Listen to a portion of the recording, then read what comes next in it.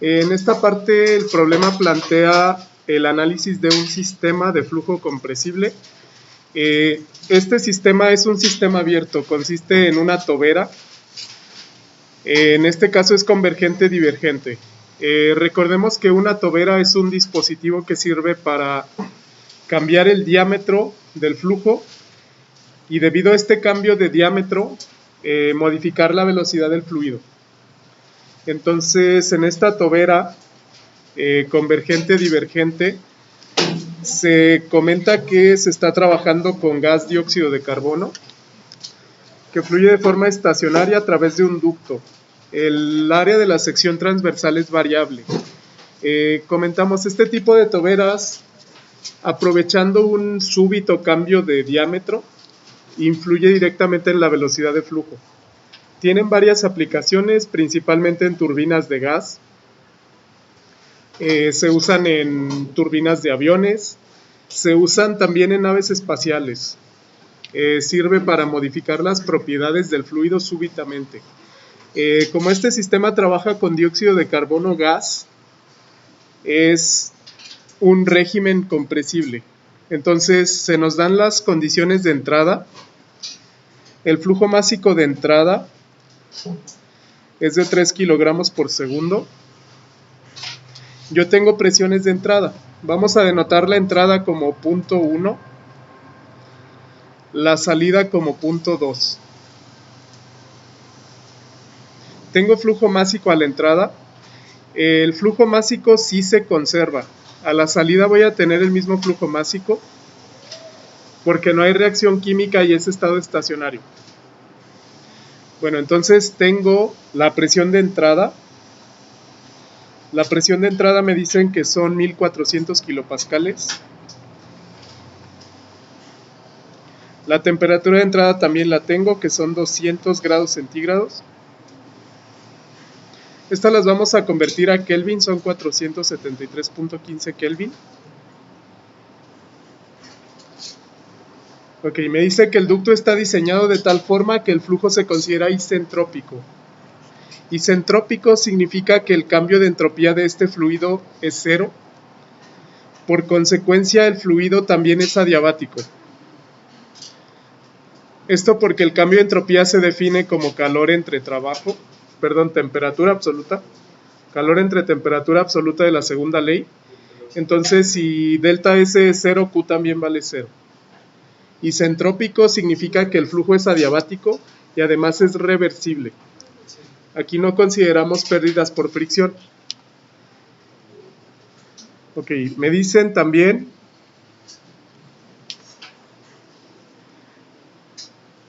que la salida en el punto 2 tiene una presión de 200 kilopascales.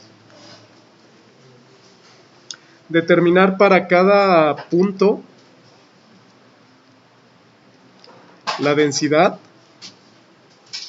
velocidad, área de flujo, me pide número de Mach. Para caídas de presión de 200 kilopascales en cada posición. Por ejemplo, yo comienzo con una presión de 1400, termino con una presión de 200. Entonces se me pide analizar el punto donde la presión es de 1200. Ahí hubo una caída de presión de 200. El punto donde la presión es de 1000, luego de 800, luego de 600, luego de 400 hasta llegar a 200 kilopascales. Digamos, en cada uno de estos puntos yo voy a determinar todas las propiedades. Lo único que se mantiene constante para este caso es el flujo másico. Cambia densidad, cambia velocidad, cambia área y cambia número de Mach. Sin embargo, el fluido es isentrópico y es adiabático. Lo que también puedo considerar constante a través de todo el ducto es la temperatura de estancamiento. Entonces, T de estancamiento es constante.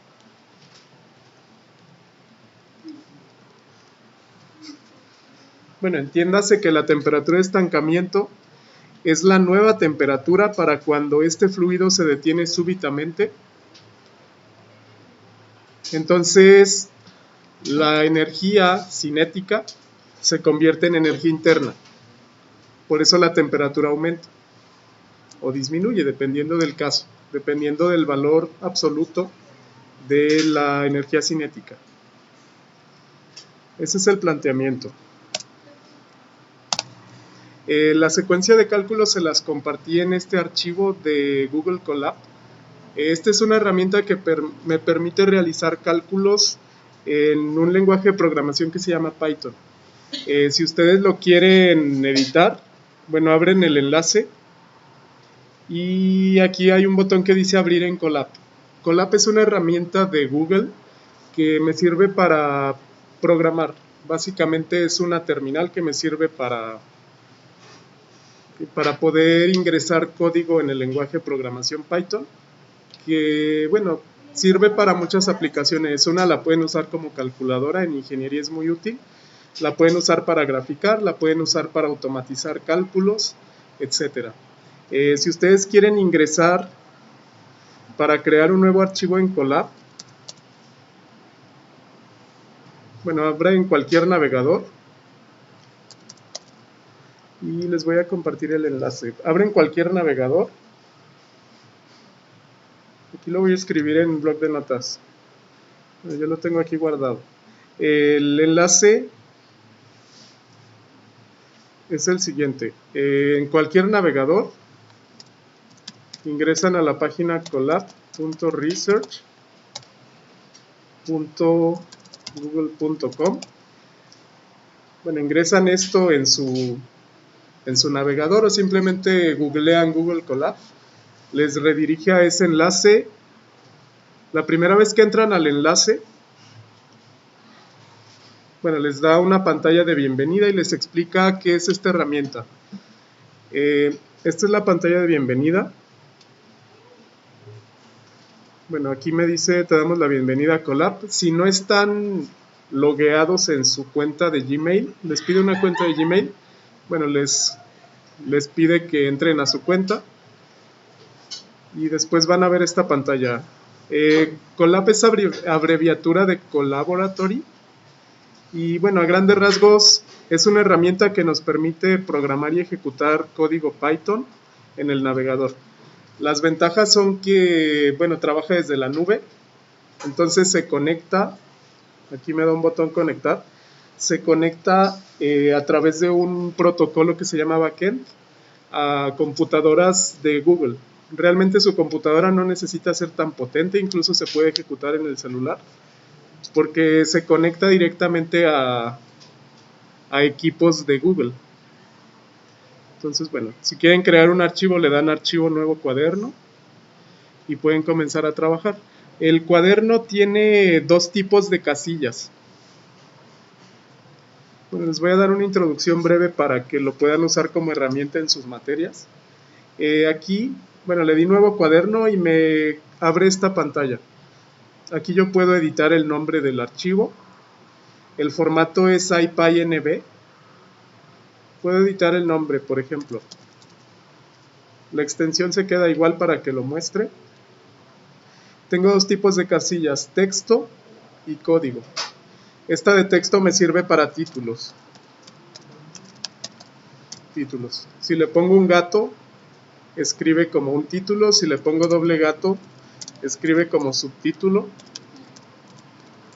Si le pongo triple gato o así sucesivamente, lo va escribiendo más pequeño. Bueno, esto es para dar formato. El texto normal se escribe así. Y ustedes lo verían así.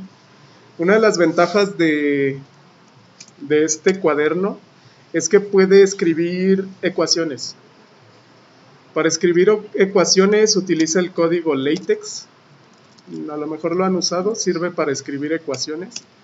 Es sencillo, escriben entre dos doble signo de pesos o de dólares la ecuación. Por ejemplo, puedo escribir y igual a x al cuadrado. El circunflejo representa cuadrado. Y bueno, aquí me escribió esto.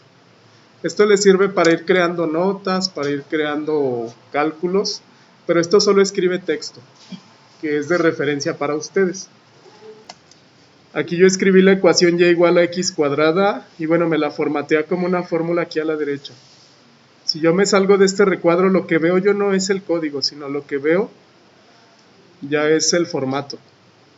Entonces aquí puedo hacer doble clic y revisar más ecuaciones, por ejemplo. La ventaja es que puedo escribir letras griegas, tal como funciona el código LaTeX. Por ejemplo, la barra invertida me sirve para llamar letras griegas. Por ejemplo, alfa me sirve para llamar beta. Y bueno, aquí a la derecha lo va escribiendo. Me sirve para llamar fracciones. Todos los formatos de LaTeX están disponibles aquí. Por ejemplo, para escribir un cociente, el comando es fracción. Le pongo doble llave y sería, por ejemplo, no sé, rho entre sí. Y bueno, aquí me escribe esto. Sí, si gustan les paso un tutorial rápido de LaTeX sobre cómo escribir ecuaciones. Esto les sirve para crear notas y además código. Si yo hago clic en esta celda, aquí puedo ejecutar código. Sirve como una calculadora. Escribo la operación, le doy correr. Aquí noten que se está conectando al backend de Google Compute Engine. Bueno, ahorita que se conecte me va a dar el resultado. Nada más tarda un poquito en conectarse la primera vez dependiendo de su velocidad de internet, pero ya que está conectado ya se queda conectado para siempre. Entonces bueno, ya me dio el dato. Entonces bueno, puedo hacer varias cosas aquí, definir variables, definir ecuaciones. Realmente esta herramienta es muy potente, principalmente porque, bueno, yo lo ejecuto desde la nube y tiene implementadas una cantidad enorme de aplicaciones. Como mencionábamos, inteligencia artificial, cálculo simbólico, resolución de ecuaciones lineales, no lineales, graficación, etc. Entonces, esta herramienta es útil para cálculos en general. Entonces, esa es la prueba. Sí. Bueno, la ventaja es que se guarda también en su cuenta de Google. En Google Drive les crea una carpeta que se llama Colab. Entonces, bueno, vamos a regresar al problema. Aquí yo ya copié previamente el problema. Pueden capturar pantalla y pegar en una celda de texto y les aparece la imagen como tal. Entonces, bueno, nos pide calcular. Vamos a cerrar esta parte. Todas las propiedades para cuando la presión va cambiando en decrementos de 200 kilopascales, es decir, 1400, 1200, 1000, 800, 600, 400 hasta 200. El cálculo es el mismo para cada valor, solamente voy a ir cambiando la presión.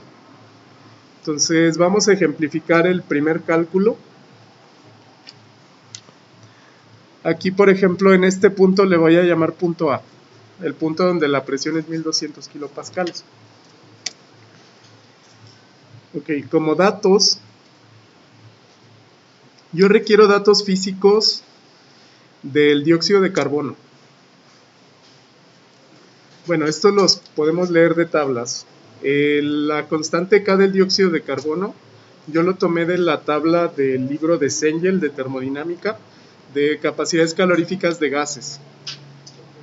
Este se toma a... Ok. Yo lo tomé a la presión de entrada. Este es el cociente Cp entre Cv. Recordando que para un gas diatómico esto tiende a ser 1.4. Entonces, si no tienen tabla o no tienen el dato, lo pueden aproximar a 1.4.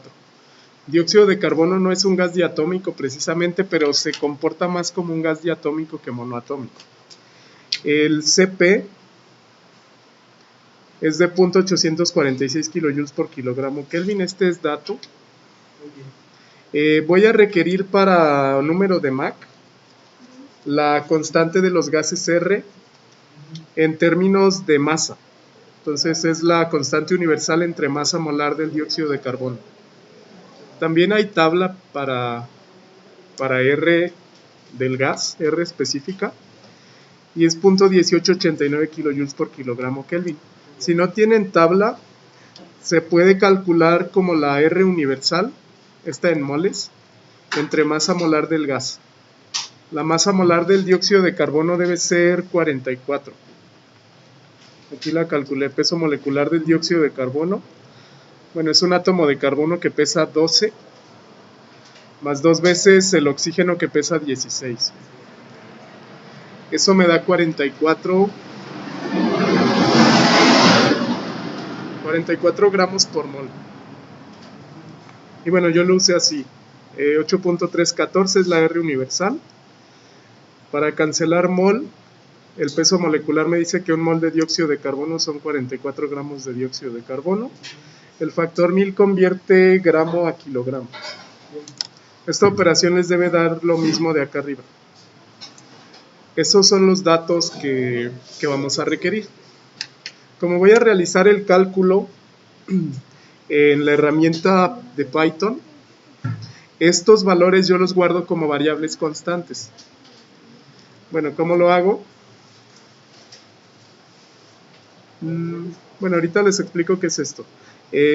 Estos son los valores o datos del problema. Le llamo como tal, la K vale 1.289. Aquí escriben el nombre de la variable, le ponen igual y el valor.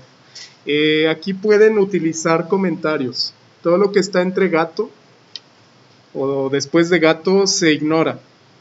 Yo le puse aquí nada más para rotular que estos son datos físicos, y también me sirve para rotular unidades, porque aquí no estoy trabajando unidades, solamente datos numéricos. Entonces, bueno, lo escribo, le doy ejecutar, y ya, por ejemplo, si muevo el cursor a la K, bueno, esto es una variable flotante que vale 1.289.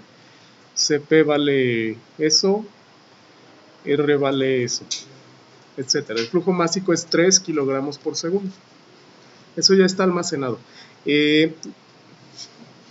Esto de arriba, les comentaba que Python tiene diferentes herramientas ya implementadas para diferentes objetivos.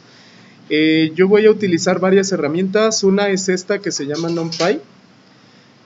Bueno, básicamente los conjuntos de funciones en Python se llaman librerías. Y casi todas tienen el prefijo py por Python. Esta es una implementación de cálculos numéricos en Python. Trabaja con vectores, matrices y hace operaciones con esos vectores y matrices. Esto porque voy a establecer la presión como un vector y para cada presión voy a calcular las propiedades. Entonces, si yo quiero importar una librería, le pongo la palabra importar, luego el nombre de la librería, luego puedo utilizar un nombre definido de la librería. Para llamar cosas de la librería, yo escribiría el nombre de la librería, un punto. Voy a ejecutar este para que me aparezcan las opciones. Bueno, ahí ya importó la librería a este cuaderno. Si yo escribo el nombre de la librería, luego un punto, la idea es que después del punto yo escribo un nombre de una función que está almacenada en esta librería. Por ejemplo, bueno, tiene funciones.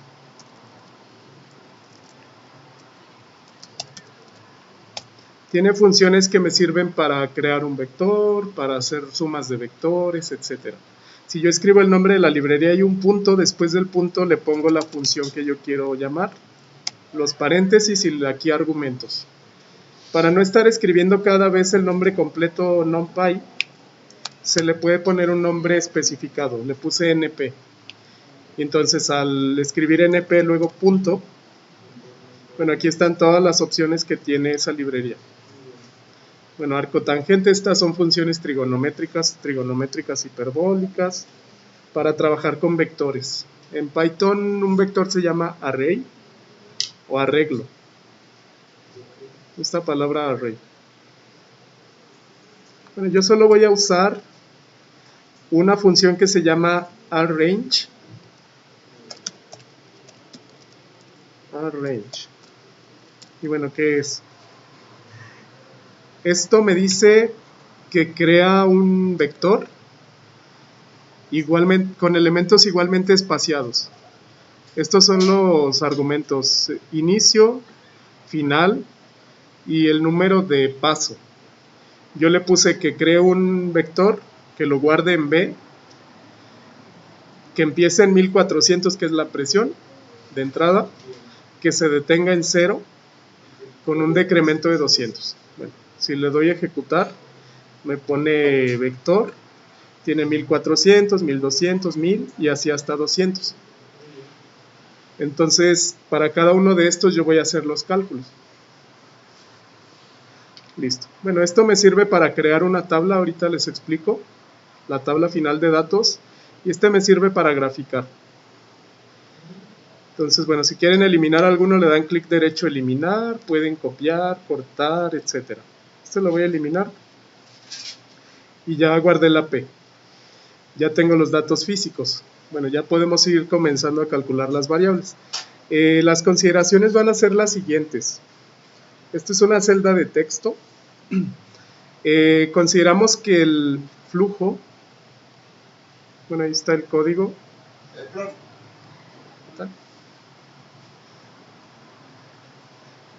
Bueno, consideramos flujo isentrópico, adiabático. La presión y temperatura de estancamiento tienden a ser constantes a lo largo del sistema. Eso es clave en cualquier flujo compresible. Además, bueno, a la entrada, la presión y temperatura de estancamiento son iguales que las variables de entrada. Vamos a ver por qué. Yo sé que la temperatura de estancamiento es la temperatura de entrada más velocidad al cuadrado entre 2 veces Cp. Me dice el problema textualmente que la velocidad a la entrada tiende a ser 0 o es muy baja. Entonces, bueno, este segundo término se elimina.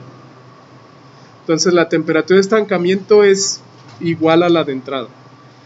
Noten que el sistema es adiabático.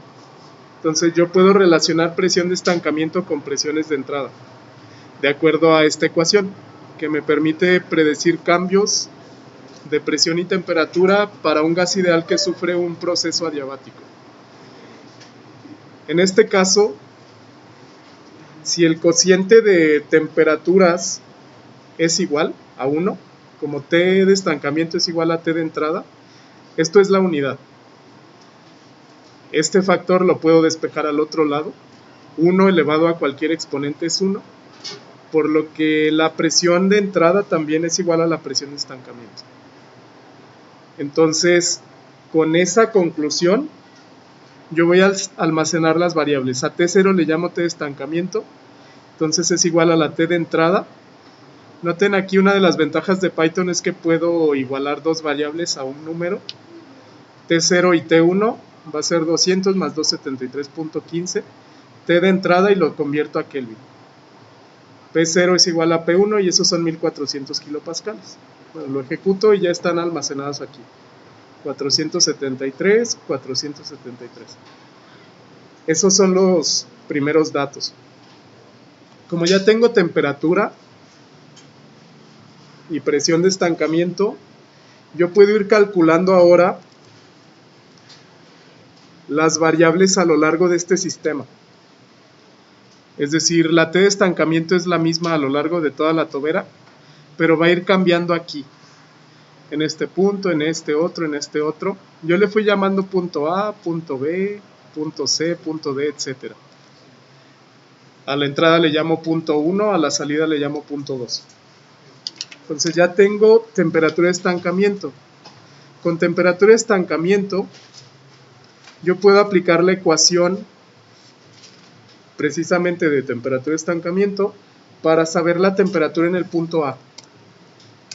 Yo lo hice así. Por ejemplo, acá arriba yo tengo el punto A. Voy a ejemplificar el cálculo para el primer punto y ese mismo cálculo es para todos. En este punto A, la presión A es 1200 kilopascales. Entonces, como el gas es adiabático, se cumple esta relación. Yo puedo decir que presión de entrada entre presión de A es igual a temperatura de entrada entre temperatura de A la K entre K menos 1.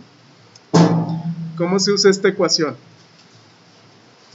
Bueno, la ecuación adiabática en el numerador tiene presión inicial y temperatura inicial, en el denominador tiene presión final y temperatura final. Por eso aquí viene un 0 y una P. Aquí el inicial fue el punto 1, el final fue el punto A. Con el punto 1 yo puedo hacer lo mismo para el punto B, para el punto C, etc. Vamos ahí.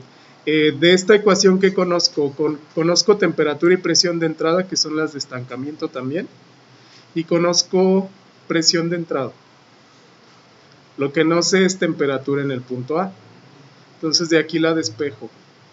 Lo que pueden hacer es elevar esta ecuación de arriba al mismo exponente pero invertido. Ya habíamos hecho este despeje. A la K menos 1 entre K. Del lado derecho eso se cancela. Y del lado izquierdo me queda el cociente K menos 1 entre K, que está elevando a este cociente de presiones. Yo de aquí despejo temperatura en A. Ok. Y bueno, este cálculo me debería dar 457, porque tengo T1, tengo P1 entre PA, y K menos 1 entre K también es un valor. Les voy a mostrar cómo lo calculé. Aquí están las mismas ecuaciones para calcular la temperatura. Esta es la ecuación. Como voy a hacer el cálculo aquí para cada uno de los valores, bueno, a los puntos con letras le llamé punto I. Esos van a ser todos los puntos. Entonces, bueno, para la temperatura aquí yo definí T. Esta T va a tener como valores un vector en cada uno de los puntos. Aquí sería T0, que ya la tengo almacenada, P0, que ya lo tengo también almacenado, P, que lo tengo almacenado. Recuerden que esta P es la que va cambiando, es decir, término a término, primero hace el cálculo con 1400, luego con 1200 y así sucesivamente. Bueno, todo lo demás está definido, entonces hice el cálculo como está aquí en la fórmula. T0 por P0 entre P, aquí deben estar los valores, este es el arreglo o el vector. P0 vale presión de estancamiento, T0 es la temperatura de estancamiento, K-1 vale 1.289. Bueno, esto lo almacena, y si en la siguiente línea yo pongo T, me da el valor calculado. Entonces, el primer punto corresponde a la temperatura para la presión de 1400, luego la temperatura para la presión de 1200, luego la temperatura para la presión de 1000, luego para 800, etc. Ese cálculo va a ser el mismo. Entonces, al final vamos a mostrar todo como una tabla para que sea más entendible. Ese es el primer cálculo para temperatura. Bueno, ya que tengo temperatura en el punto, yo puedo determinar velocidad. ¿Cómo determino velocidad? Con la ecuación de temperatura de estancamiento. Yo sé que la temperatura de estancamiento a través de toda la tobera es constante. Entonces, es el valor en el punto I, que de acuerdo a lo que tengo, bueno, aquí sería el punto A. En el punto A hay una temperatura TA, en el punto B hay una temperatura TB, etc. Entonces, de aquí yo despejo velocidad. Aquí le puse A para la velocidad en el punto A. Sería T de estancamiento menos T en el punto A por 12P igual a velocidad en A al cuadrado. De aquí despejen velocidad. Tomen la raíz cuadrada en ambos lados y les queda 2 veces Cp por temperatura de estancamiento menos temperatura en A. La raíz de todo esto nos debe dar la velocidad en metros por segundo. Entonces, bueno, noten que si yo hago el cálculo aquí directo, me quedan unidades de raíz de kilojoule entre kilogramo. Sin embargo, yo tengo el factor para poder transformar kilojoule en kilogramo a metro cuadrado entre segundo cuadrado. Entonces, Esto de adentro de la raíz lo voy a multiplicar por 1000 para poder tener la velocidad en metro cuadrado entre segundo cuadrado. Sí, en este caso sería 2 veces Cp por T de estancamiento menos T en el punto A, eso en Kelvin, por 1000. La raíz de eso les da la velocidad. Bueno, aquí yo lo hice a mano, la velocidad en el primer punto, que es el punto A, es de 164.74. Para el resto de los puntos, yo aquí hice el cálculo, la velocidad en metro por segundo, la almaceno en la variable b. Aquí de la librería NumPy que importé como NP, llamo una función que realiza la raíz cuadrada. Bueno, directamente es SQRT. Esta es la raíz cuadrada de un vector. Por eso requiero esta librería. Bueno, aquí me dice. Si colocan el cursor encima de la función, les dice que realiza. Bueno, devuelve la raíz cuadrada de un vector no negativo. Si no, me daría valores imaginarios. Okay. Entonces, bueno, raíz cuadrada de 2 veces Cp por temperatura de estancamiento menos T. Y aquí está el factor 1000 para convertirlo a metros por segundo. Noten que si es reproducible, a la entrada la velocidad me da 0 como supusimos al inicio. En el punto A me da 164.92, eso va a estar en metros por segundo. 241 para la presión de 1200. Si quieren comparar, pueden llamar la variable presión. Y aquí está. Por ejemplo, para 0 es a 1400. 164.9 es a 1200 de presión. A 1000 kilopascales de presión la velocidad es 241 y así sucesivamente. Entonces, habría que hacer eso para cada uno de los puntos. Esa sería la velocidad. Me falta densidad, número de Mach, área y diámetro. Bueno, vamos a comenzar a calcular. Como ya tengo velocidad real del flujo, vamos a calcular número de Mach. Número de Mach requiere el cociente de velocidad en cada punto entre velocidad del sonido a través del gas. La velocidad del sonido solamente depende de la temperatura de un gas ideal, porque la R específica es una constante y la capacidad o el cociente K de capacidades caloríficas es constante. Bueno, esto ya dedujimos que se calcula como la raíz cuadrada de K por RT. Esa es la R específica. Entonces directamente esto lo hago como le llamé C a la velocidad del sonido en cada uno de los puntos y es raíz cuadrada otra vez de K por R específica por T, y aquí de nuevo introduzco el factor 1000. Si quieren ver el análisis dimensional, aquí está el cálculo para el punto A. En este punto donde la presión es de 1200 y la temperatura es de 457,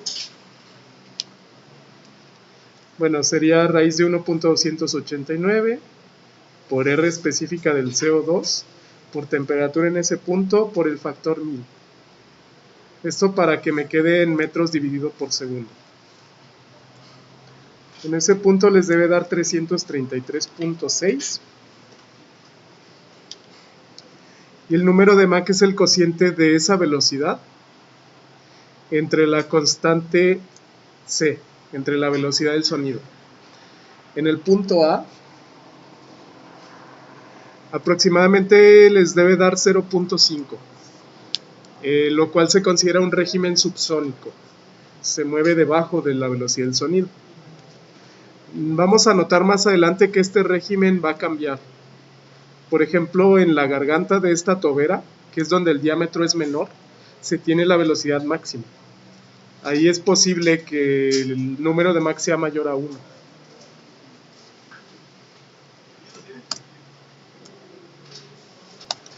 Bueno, para el cálculo del resto de los puntos, como yo usé la T, recuerden que la T contiene también datos de todas las temperaturas a lo largo del punto.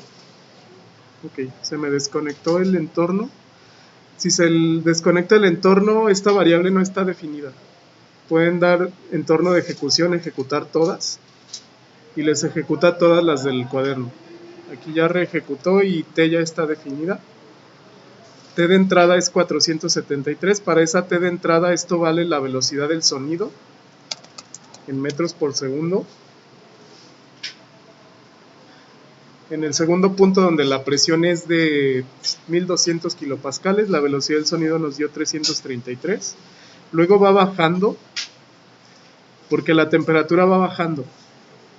326, 318, etc. Bueno, al final analizamos en la tabla todas las variables. Ya que tengo velocidad del sonido, bueno, el número de Mach se calcula como la velocidad real del gas entre la velocidad del sonido del gas en esa posición. Este es el cálculo.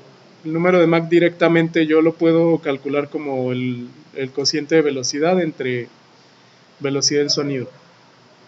En el primer punto me da 0.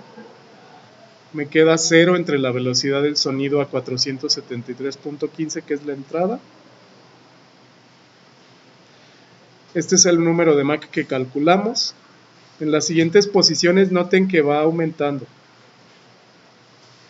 0.7, 0.96, 1.2, 1.5, 1.94. Entonces el flujo a la salida llega a aumentar su velocidad hasta que alcanza el régimen sónico y posteriormente supersónico, encima de la velocidad del sonido. Este es el número de Mach en cada posición. La densidad del gas la vamos a calcular como gas ideal. La densidad de un gas ideal se calcula como la presión del gas entre la constante específica del gas por la temperatura del gas. Bueno, ¿de dónde proviene? Esta ecuación se deduce de la ecuación típica de gas ideal. Lo voy a escribir aquí. Que bueno, es presión volumen igual a número de moles por RT. Esa R es la universal. De aquí, ustedes pueden despejar la densidad. Para tener esta ecuación en términos de densidad, lo que pueden hacer es sustituir los moles, este cociente de moles, como masa entre peso molecular. Y lo voy a colocar como una fracción. Moles lo pongo como masa entre peso molecular. Aquí el comando es fracción. Y eso por RT.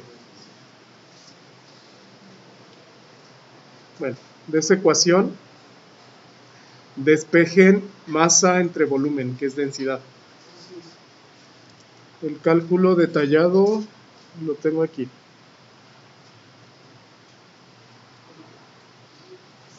Debe ser esto. Sí, tiene presión por volumen igual a nRT. Esta es la R universal en moles.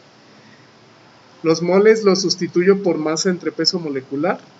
De esta ecuación de arriba despejen masa entre volumen. Masa entre volumen es densidad del gas. Sería presión por peso molecular del gas entre R universal por temperatura. Este factor peso molecular yo lo puedo colocar dividiendo aquí a la R universal. Y esto es R específica. R universal entre peso molecular del gas es R específica. Por eso me queda presión entre R específica por temperatura. Para el primer cálculo nos debe dar 13.9 kilogramos por metro cúbico. Noten que las unidades serían kilopascal entre kilojoule que multiplica kilogramo. Kilopascal entre kilojoule se puede demostrar que es un 1 entre metro cúbico.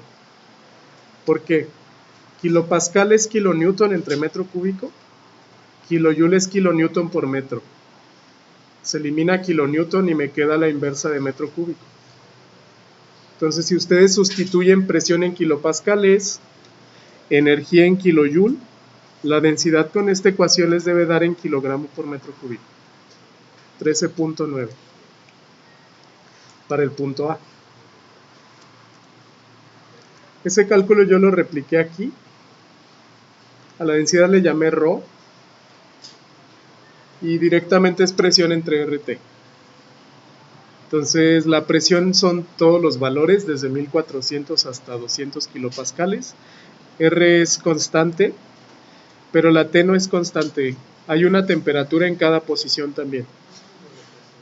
Entonces la densidad a la entrada es 15.7, la densidad en el punto A son 13.9 más o menos, y así sucesivamente. Noten que la densidad va disminuyendo. Va disminuyendo porque va disminuyendo la temperatura. Acá arriba tenemos la temperatura, por ejemplo, que comienza de un valor más alto a un valor más pequeño. Entonces va disminuyendo temperatura, va disminuyendo densidad. Me falta el área y el diámetro del ducto. El problema solo me pide área, pero vamos a asumir que es circular y voy a calcular también el diámetro. Aquí puedo aplicar ecuación de continuidad con la restricción de que la densidad no es constante. El flujo másico sí.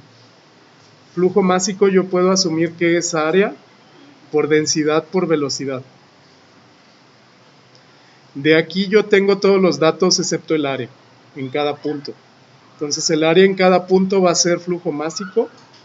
Nos dan el dato que vale 3 kilogramos entre segundo. La densidad yo la tengo para cada componente, para cada posición. Y velocidad yo la tengo para cada posición. Así calcularía yo el área para cada posición. Sabiendo el área, como esto equivale a pi por diámetro cuadrado entre 4, yo puedo calcular el diámetro en cada posición, asumiendo que es circular. Bueno, por ejemplo, para el área, este es el flujo másico de 3 kilogramos por segundo. En el punto A, donde la presión es 1200 kilopascales, sería flujo másico entre densidad en el punto A multiplicado por velocidad del gas en el punto A. Bueno, sustituimos los valores. En este caso me debe de quedar en metro cuadrado. Kilogramo se elimina con kilogramo, segundo con segundo. Y yo tengo un valor de 13.1 por 10 a la menos 4, serían metros cuadrados. Este es el área en el punto A. Si lo convierten a centímetros cuadrados son 13.1. Para el cálculo en los demás puntos, bueno, coloqué estas dos ecuaciones aquí. Al área la calculé como flujo másico. Aquí se almacenó el flujo másico de 3 kilogramos por segundo por ρ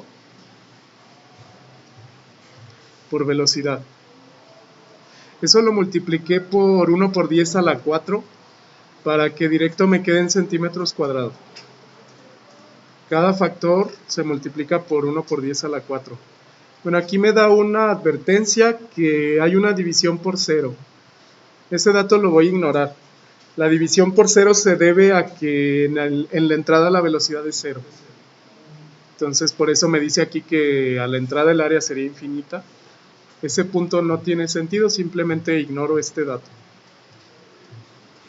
Pero el segundo dato es el área para la posición de 1200 kilopascales y así sucesivamente.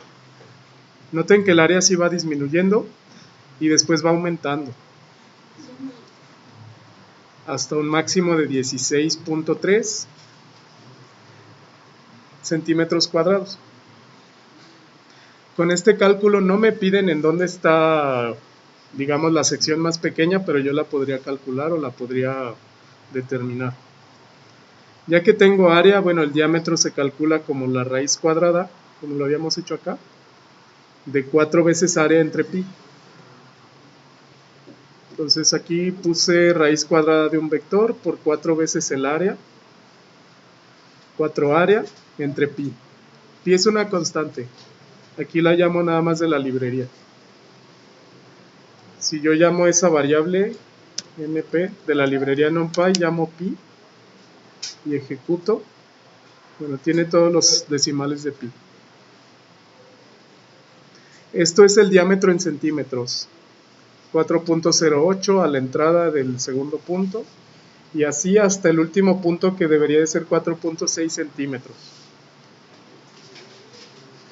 Entonces, bueno, ese sería el cálculo de todas las variables en cada posición de la tobera. Para finalizar, nada más vamos a mostrar una tabla de resultados. Yo la generé de la siguiente forma. Ahorita les comento cómo la generé. Aquí hay una librería que les comentaba que importé al inicio, que se llama Pandas.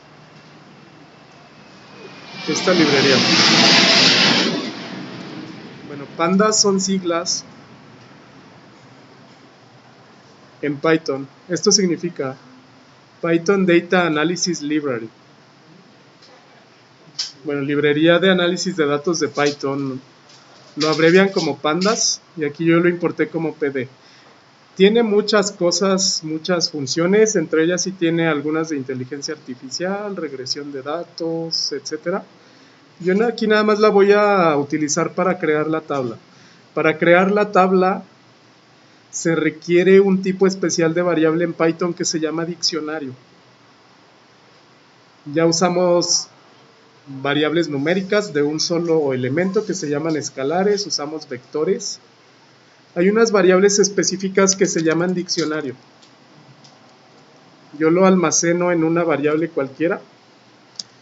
Y bueno, un diccionario tiene como característica que se define entre llaves y agrupa valores. Los agrupa por clave. Por ejemplo, yo le puedo poner, la clave debe ser un texto.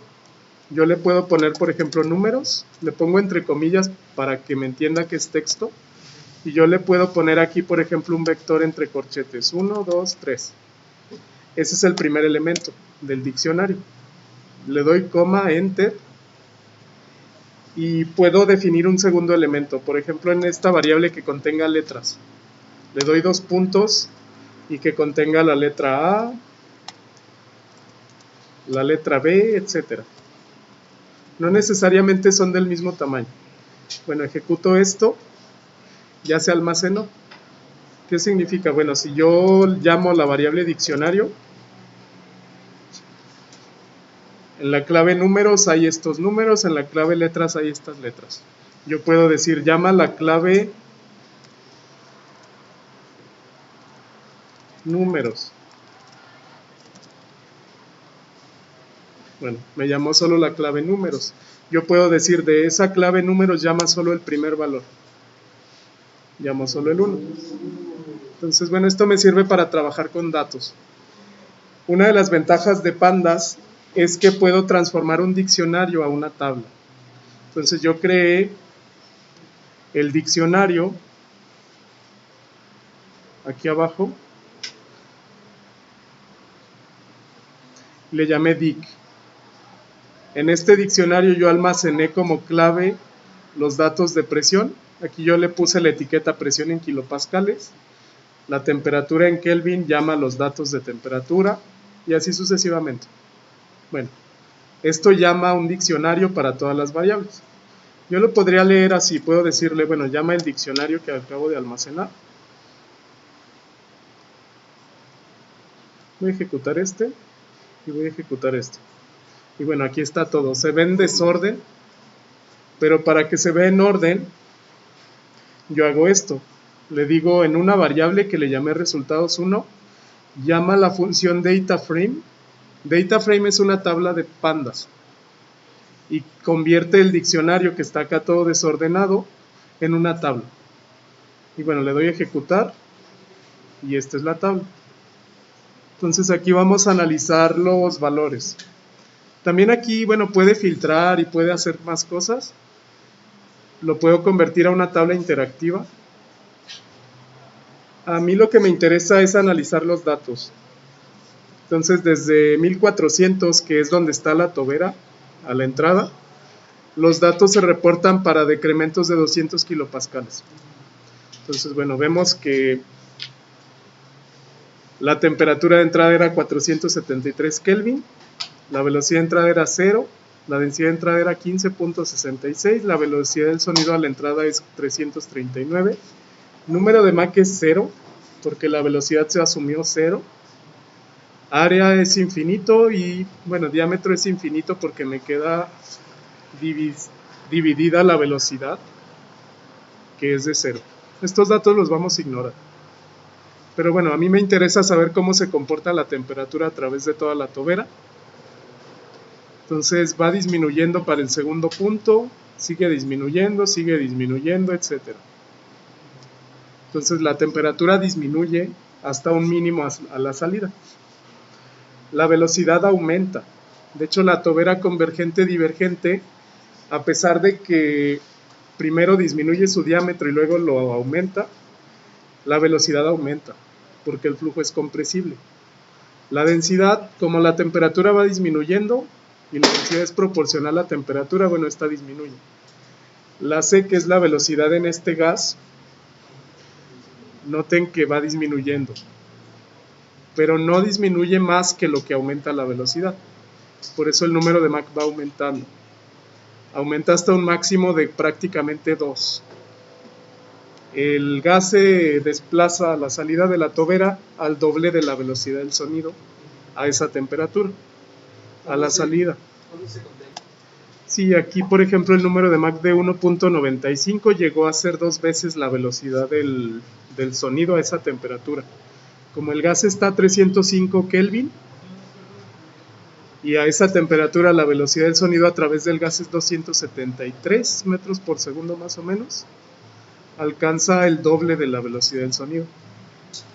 El área aquí es máxima y es de 16 metros cuadrados para un diámetro relativamente pequeño. Este diámetro es de 5, aquí son centímetros. Le puse cuadrado, pero deben ser centímetros solamente. Centímetros cuadrados, sí. Si quieren corregir, lo que pueden hacer es cambiar aquí las claves. Le pongo centímetros y le pongo centímetros solamente. Bueno, vuelven a ejecutar. Se supone que almacena otra vez la variable diccionario. Sí, me está fallando el internet, pero cuando regrese el internet se vuelve a ejecutar y corregimos. Esto es en centímetros cuadrados. Esto es directamente en centímetros. Ya se conectó. Bueno, por ejemplo aquí almaceno la variable diccionario. Realmente esto es una operación muy sencilla. Se tarda por la velocidad de internet. Pero cuando vuelva a ejecutar, bueno, aquí está ya. Estos son los datos. Una de las ventajas de esta librería es que pueden crear variables dinámicas o tablas dinámicas. Esto funciona como Excel. Yo puedo filtrar cosas, puedo cambiar datos, puedo seleccionar el número de datos a mostrar, etcétera. Si le doy, por ejemplo, filtrar, bueno, ¿qué quiero filtrar? Por índice, por presión, velocidad del sonido, área, etcétera. Estas son tablas dinámicas. Aquí son relativamente pocos datos, pero cuando se trabaja con una enorme cantidad de datos, esto sí es muy útil. Muy bien, entonces les compartí este cuaderno, lo pueden editar, así es como se puede trabajar con vectores y matrices y me sirve para automatizar los cálculos.